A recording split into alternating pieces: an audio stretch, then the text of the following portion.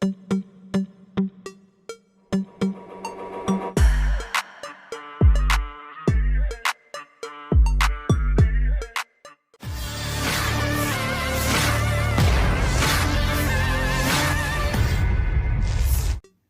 beton milik militer Ukraina terekam membara usai diledakkan granat Rusia. Hal ini membuat tentara Ukraina ketar-ketir menyelamatkan diri.